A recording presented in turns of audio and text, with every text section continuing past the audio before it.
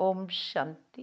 9/1/1983 అవ్యక్త బాప్దాద యొక్క మధుర మహావాక్యాలు. వ్యర్థం వదలి సమర్థ సంకల్పంలో ఉండండి. సర్వ ఖజానాలను నింపేవారు పదమాపదం భాగ్యశాలిగా తయారు చేసే శివబాబా చెప్తున్నారు. ఈరోజు బాప్దాదా తన యొక్క గారాభమైన పిల్లలందరినీ కలుసుకునేటందుకు విశేషంగా వచ్చారు. డబల్ విదేశీ పిల్లలు బాబాను కలుసుకోవటానికి ఎప్పుడు ఎదురు చూస్తూ ఉంటారు. అందువలన బాప్దాదా ఈరోజు డబల్ విదేశీ పిల్లలలో ఒక్కొక్క విశేషతను మననం చేస్తూ వచ్చారు. ఒక్కొక్క స్థానానికి వాటి వాటి విశేషత ఉంటుంది. ఎక్కడైనా సరే సంఖ్య ఎక్కువైనా కానీ తక్కువైనా కానీ అమూల్య రత్నాలే. విశేష రత్నాలను కొద్దిగా ఎన్నుకున్నా సరే వారి యొక్క ఎంతో శ్రేష్ట పాత్రను వారు చేస్తారు. అటువంటి పిల్లల యొక్క ఉత్సాహ ఉల్లాసాల సేవను చూసి బాప్దాదా హర్షితమయ్యారు. విదేశాలలో నలువైపులా అన్ని మూలల తండ్రిని ప్రత్యక్షం చేయటానికి ప్లాన్ వేసి దానిని ఆచరణలో పెట్టి విశేష రూపంలో సఫలత కూడా పొందారు.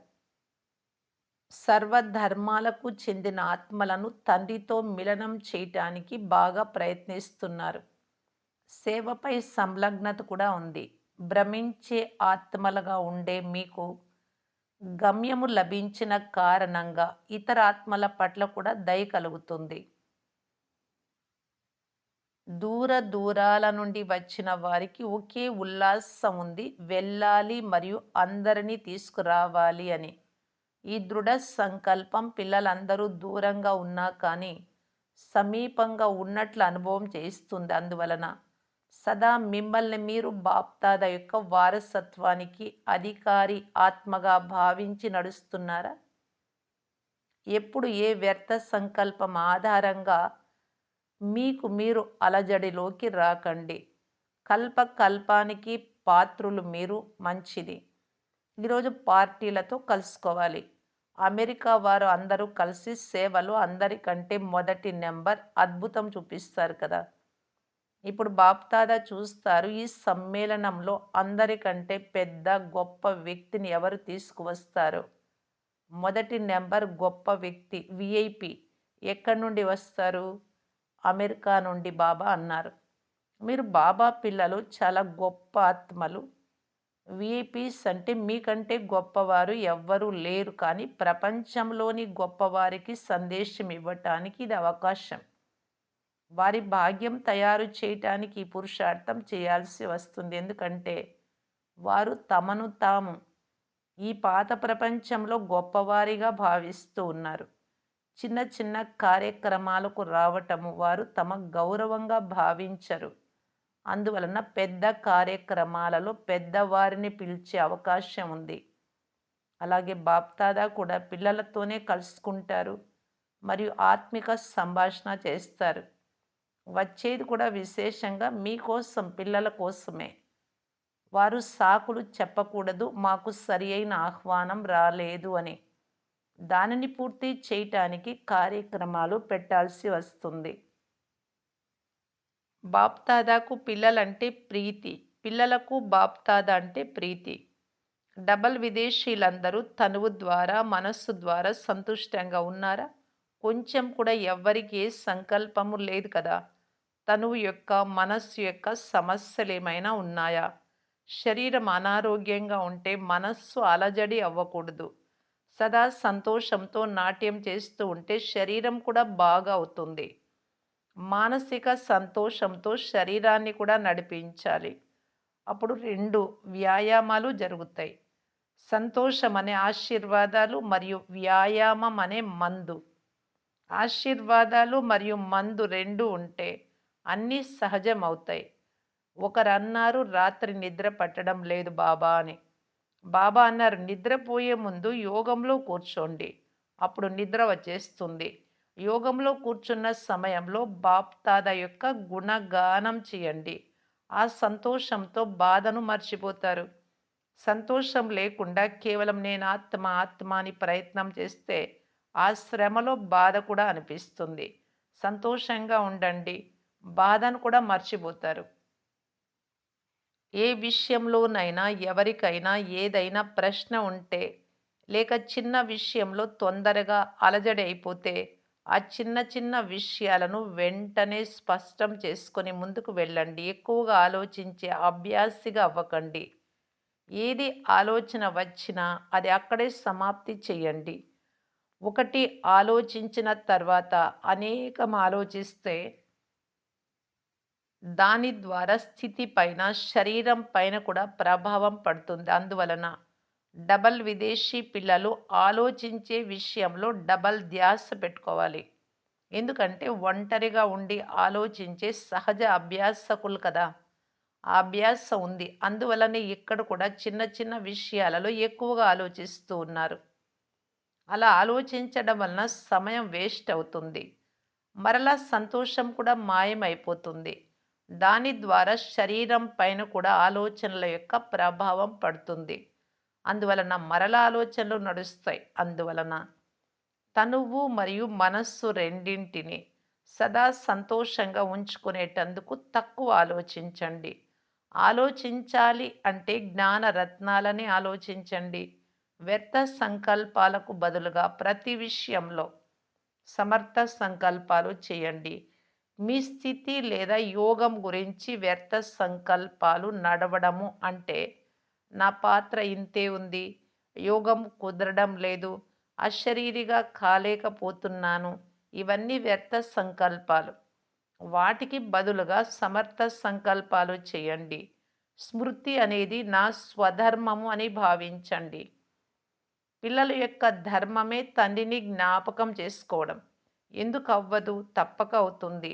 నేను యోగిగా కాకపోతే ఎవరవుతారు? నేనే కల్పము సహయోగిని, యోగిని.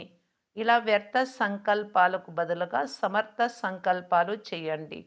ఈ అంతిమ జన్మలో బాబా తన వారిగా చేసుకున్నారు. అద్భుతం కదా! ఈ అంతిమ శరీరాన్ని బలిహారం చేయాలి.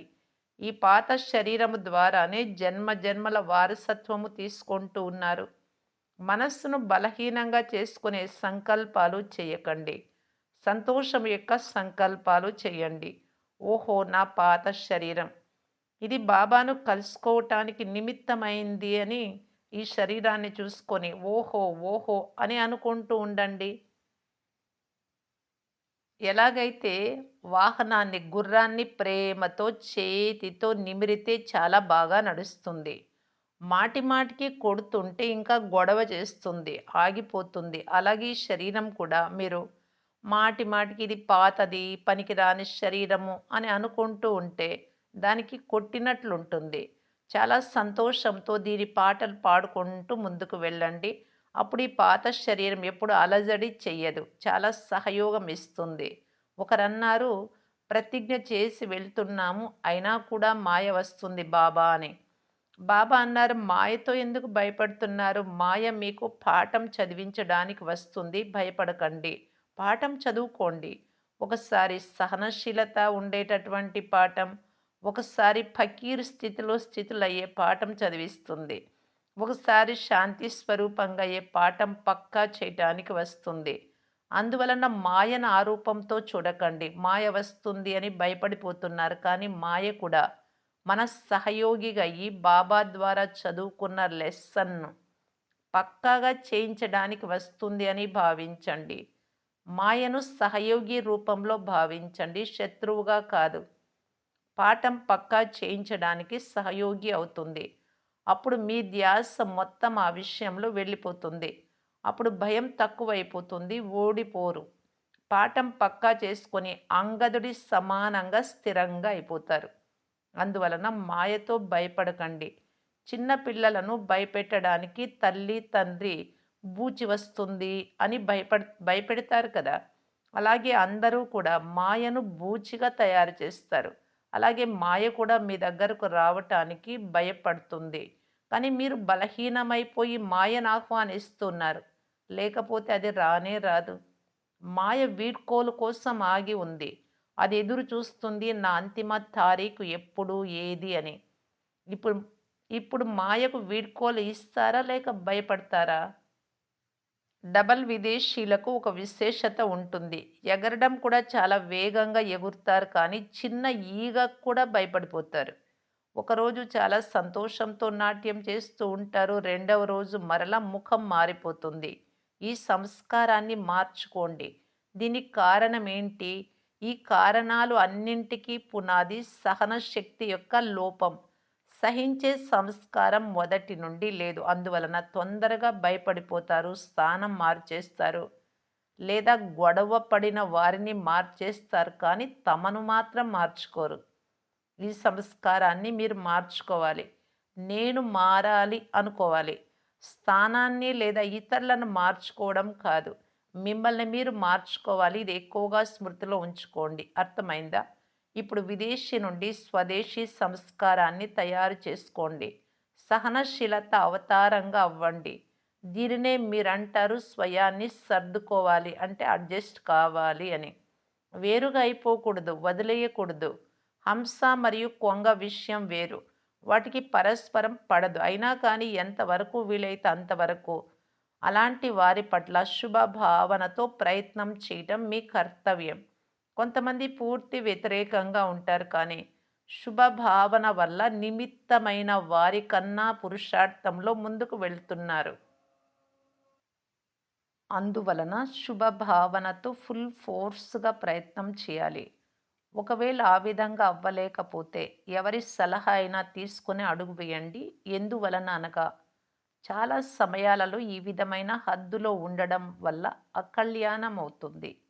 ఇలా కూడా జరుగుతుంది. బ్రాహ్మణాత్మల లోపం కారణంగా ఇతరాత్మలు కూడా భాగ్యం తీసుకోవడం నుండి వంచితులవుతారు.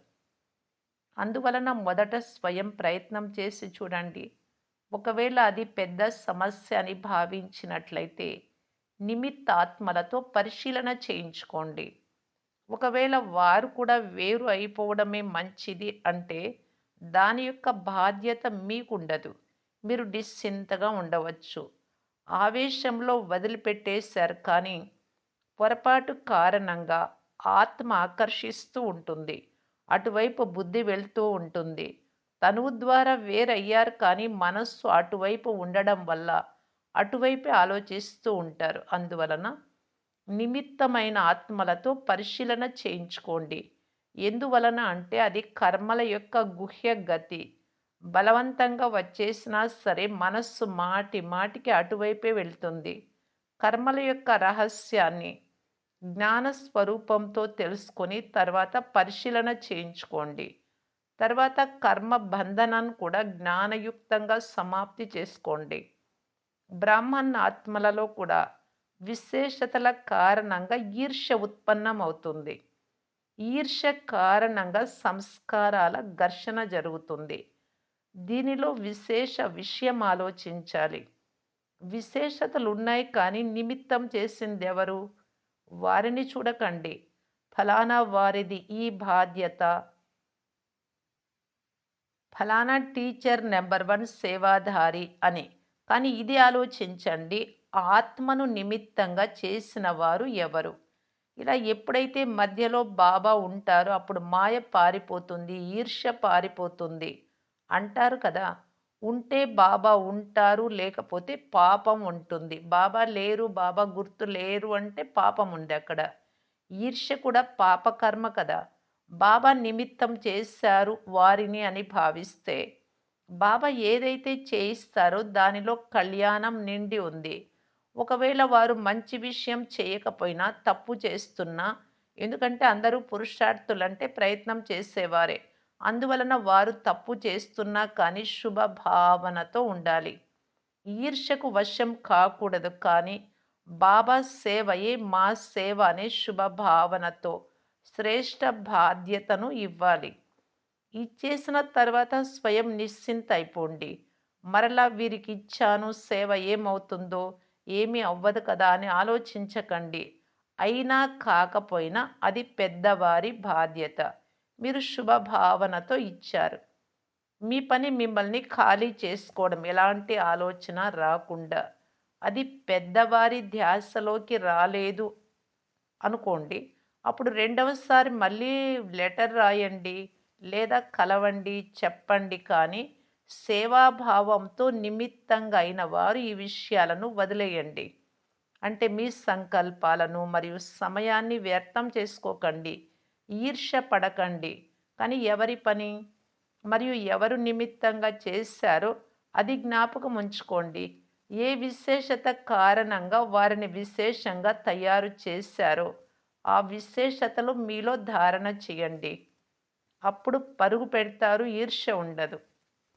ఎప్పుడైతే తల్లక్రిందులు అవ్వకూడదు ఎప్పుడు.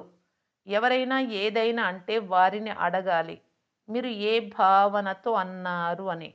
ఒకవేళ వారు స్పష్టం చేయకపోతే నిమిత్తమైన వారిని అడగాలి. దీనిలో నా పొరపాటు ఏమిటి అని మరలా మీరు పరిశీలన చేసుకొని నిశ్చింత అయిపోండి. ఒక విషయం అందరూ అర్థం చేసుకోవాలి. బ్రాహ్మణ ఆత్మల ద్వారా ఇక్కడే కర్మల ఖాతా పూర్తి అవుతుంది. లెక్కాచారాలు నెరవేరుతాయి. ధర్మరాజపురి నుండి రక్షించుకునేందుకు అక్కడక్కడ బ్రాహ్మణులు నిమిత్తం అవుతారు. అందువలన బ్రాహ్మణ పరివారంలో ఇలా జరుగుతుంది ఏంటి అని భయపడకండి. బ్రాహ్మణుల కర్మల ఖాతా బ్రాహ్మణుల ద్వారానే పూర్తి అవుతుంది. అందువలన కర్మల ఖాతా పూర్తి అయిపోతోంది అని సంతోషంలో ఉండండి. అప్పుడే ఉన్నతి జరుగుతుంది. ఇప్పుడు ఒక ప్రతిజ్ఞ చేయండి. చిన్న చిన్న విషయాలలో అయోమయంగా కాము. సమస్యగా అవ్వము. కానీ సమస్యను పరిష్కరించే వారిగా అవుతాము అని. అర్థమైందా? ఓం శాంతి.